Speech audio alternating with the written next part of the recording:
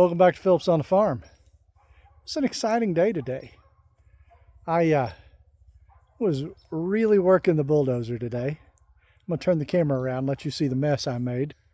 Yeah, so there was about half of that pile pushed up earlier, and I cleared out most all of this. There was a big brush pile pushed down into the trees.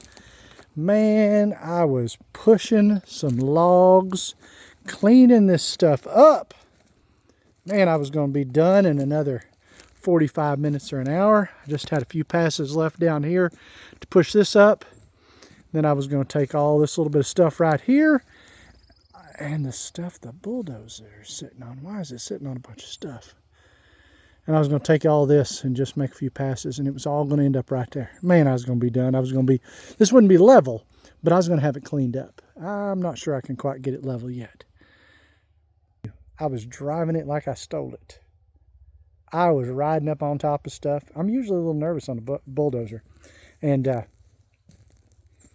I saw Tim, my neighbor Tim, he was driving it the other day down here helping me a little bit. And man, he was just all over the place. I'm like, what, could you turn a bulldozer over? Probably not on this little slope. That's not enough slope to turn a bulldozer over. Ain't no point in being shy about it. Let's just ride it. Yeah, I drove it like I stole it. And I pushed a bunch of stuff down. And then, why is your bulldozer sitting on top of all this junk, Terry?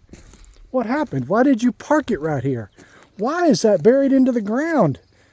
Well, oh, wait. Can you see the sheen of hydraulic fluid? It makes the paint look really nice. There was this fountain of hydraulic fluid geysering up from the top, and I'm sitting in the seat back here, man. It was hot, and the hydraulic fluid was, not the temperature outside. It's splattering everywhere. I shut this thing down in a quick, fast, and in a hurry. Yeah, this is a 70s model bulldozer, right? It's got two hydraulic lines that go to each side of main cylinders. So, two to this side, two to the other side. Not too long after we got it, I was driving it, or maybe, no, my neighbor Robert was. Anyway, I believe it was Robert. Psh, hydraulic fluid.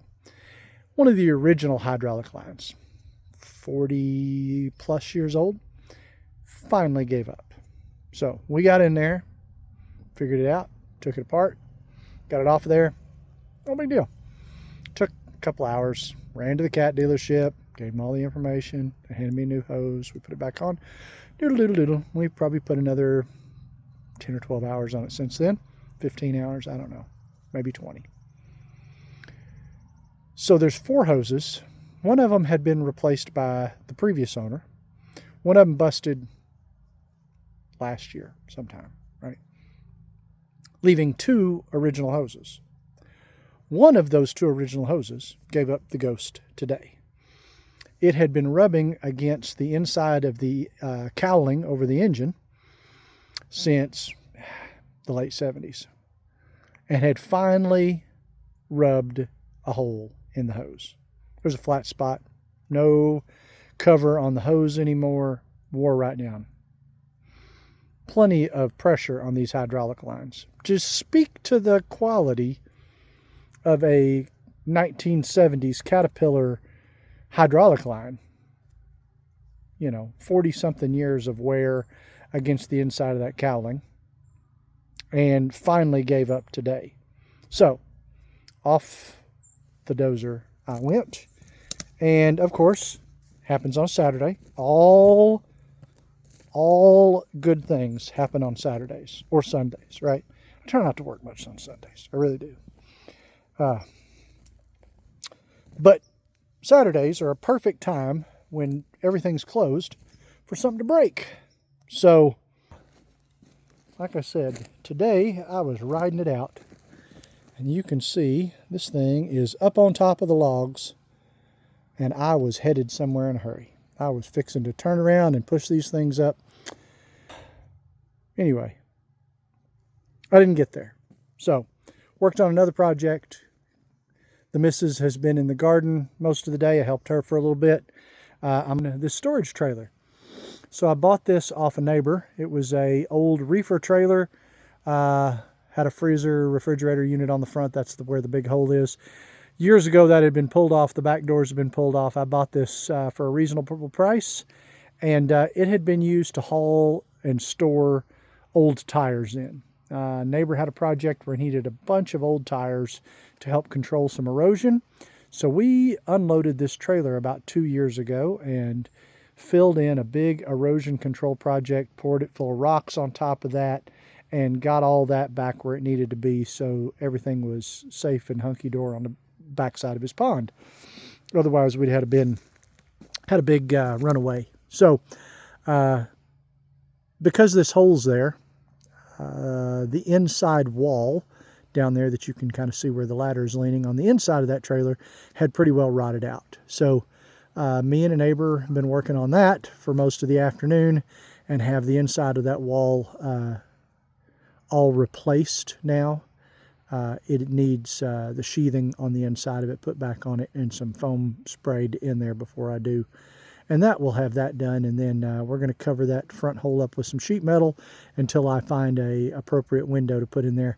We're going to pull the axle off of that. That back axle is a sliding axle, and then we're going to cut the front jacks off of there and lower that thing down until maybe a foot off the ground or maybe a little less, and then I'm going to pour a ramp up to the back of it so that I can drive a side-by-side or a four-wheeler up in there if I ever want to store one in there, something like that, or need to work on something in the dry that's not needed in the shop. So I'm going to put a roll-up door on the back of it, put a window on the front to give me some light, and eventually run maybe a little bit of power out to it. I'd like, one day I'll have a greenhouse over here next to the garden, and when I do, I'll run power out to that greenhouse, and when I do that power project will have a leg that'll come off out here. That way I can charge a battery charger or run a little air compressor if I needed to. Something simple in there if I need to use it as a little bit of a workshop for anything. Hopefully it's just storage. So that's been an exciting day. That and worked with a couple of pigs. Went and picked up a pig for some of Karen's friends from a friend of mine that occasionally sells pigs. And so I've got 2 small pigs. I got Bacon Bit that you've probably seen on a couple other videos, along with another a little bit bigger pig. This one was about 35 or 40 pounds to go in there with Bacon Bit. And Bacon Bit's up to about between 20 and 25 pounds now. So they're in there together. The couple's supposed to come over and pick them up probably Wednesday. And that'll get both of these little pigs out of the house, out of that chicken coop, and they'll have a good time together. They'll grow up, and then we'll help them one of these days when they're ready to process those and have a community day of that. So lots of projects going on here at Phillips on the Farm. Tore up the bulldozer, worked on the trailer, garden stuff. Karen got spinach planted today, and we got a couple other things in there taken care of, some cleanup. So it's coming along. I wanted to have that planted a little earlier, but last average day of frost is still a month away. So just kind of time to get the cold weather stuff in there. We can get our brassicas in there. We've got them started in the greenhouse. Get the peas started and the spinach and some stuff like that. About time for potatoes if we need those in there. We're probably going to do some sweet potato. Try that this year. We've tried just regular red potatoes and Irish potatoes over the years and not had real good luck. I don't know that I've tried real hard. I don't eat a lot of potatoes anyway, but we're eating sweet potatoes now instead of regular potatoes, if I eat any at all. Eat more turnips and other root vegetables, carrots and radishes, and that kind of stuff now. A lot less starch in them than there are just a regular potato. So still don't eat a whole lot of those. So good day out here on the farm. Thank you all for coming by. Appreciate you listening to my story. Lesson of the day, drive it like you stole it. Phillips on the Farm YouTube channel.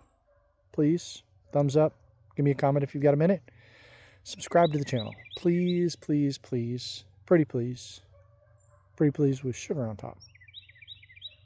Subscribe to the channel. It's really easy. Just hit right under the videos. There's a subscribe button. If you want to get notified anytime I put a new video out, you can hit the little bell icon and it will send you a message, send you an email or ding your phone, whatever the thing is, and it'll let you know that I've got some new video out. So, phillipsonthefarm@gmail.com if you've got any questions for me. There is a Phillips on the Farm Facebook page that's, I'm still struggling to get stuff posted over there. Facebook doesn't want to let me share it real well. So, I don't know. We'll see if that continues to be a thing. I'd like for it to be a thing, but Facebook wants a lot more money than... If I was making a profit off of this, that would make sense. I could use that to advertise with. But this is just us. This is just us hanging out, right? So there ain't any money in this. This is just me giving a little of my time, and you guys give me a little of your time, and we're just hanging out together like this. You're always welcome to come over to the house and hang out with us. Let me put you to work. But you might get to drive a bulldozer like you stole it. Thanks for stopping by Phillips on the Farm. Love you guys. See you soon.